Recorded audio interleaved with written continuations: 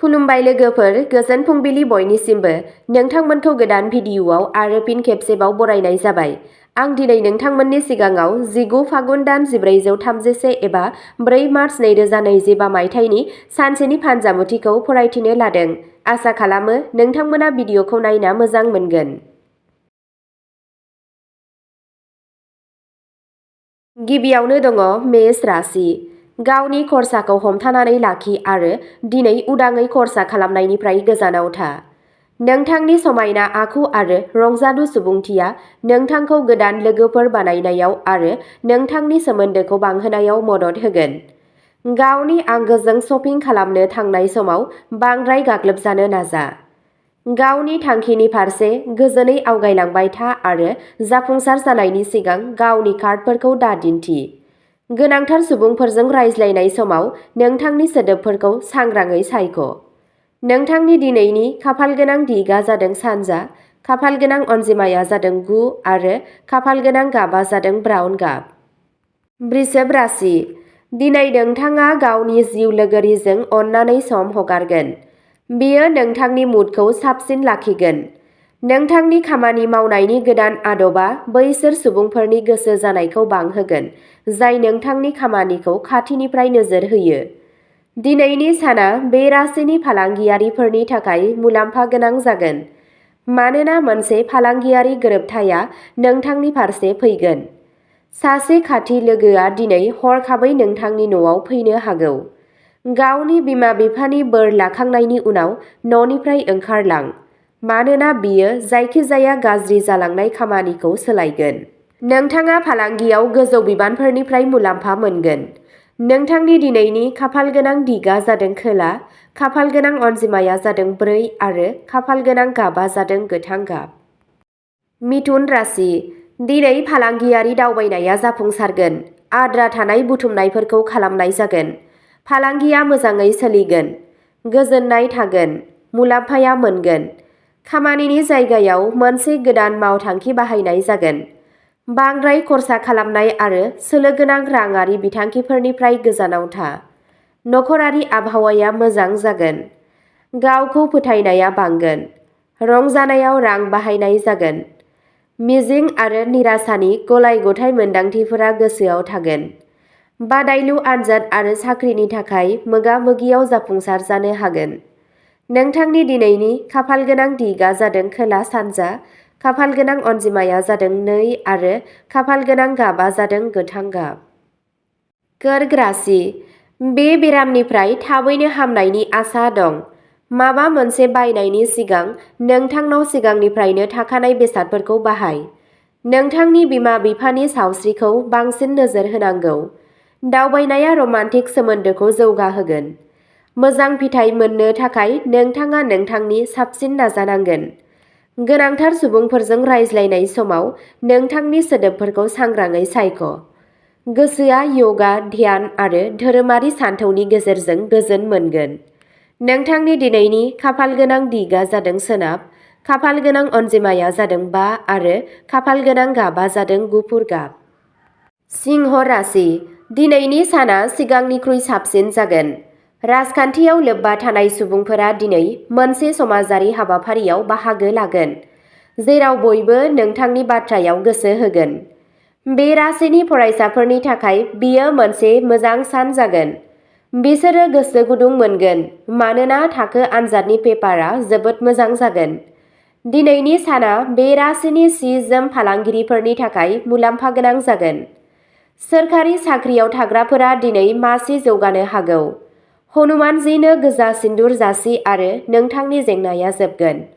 नोंथांनि दिनैनि खाफालगोनां दिगा जादों खोला, खाफालगोनां अनजिमाया जादों 8 आरो खाफालगोनां गाबा जादों गुफुर गाब। कन्या राशि। दिनै नोंथाङा खामानिनि जायगायाव नारसिनथाय मोनगोन। गोदान सोमोन्दोफोरा खामानिनि जायगायाव जाफुंसारनाय लाबोगोन। नोंथाङा सिरि-सिरि माबा मोनसे गियो। नोंथाङा आथिखालनि समखौ गोजोनै बारहोनांगोन। नोंथांनि रागाखौ दबथायना दोन। आद्रा थानाय हाबाफोरा आबुं जागोन। लाक्जारि बेसादफोराव खरसा खालामनाया बांगोन। आब्रुथि गैयै हाबाफोरनिफ्राय गोजानाव था।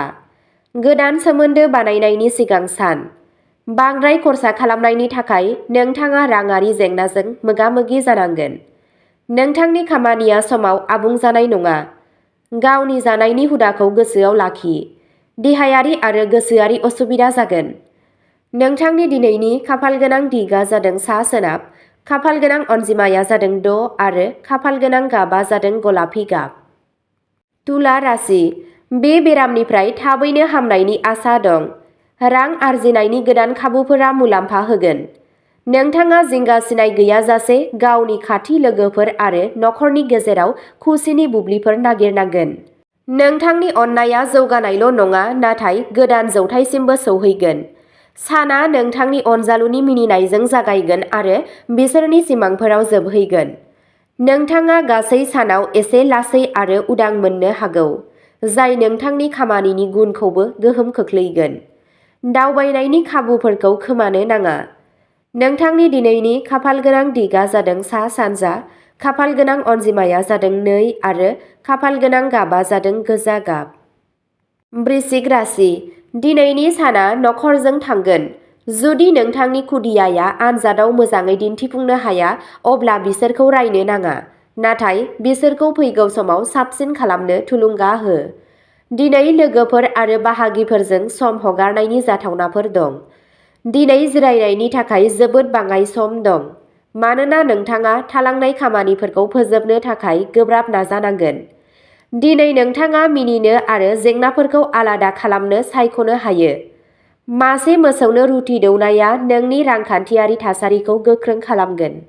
नोंथांनि दिनैनि खाफालगोनां दिगआ जादों साहा, खाफालगोनां अनजिमाया जादों 3 आरो खाफालगोनां गाबआ जादों गोमो गाब।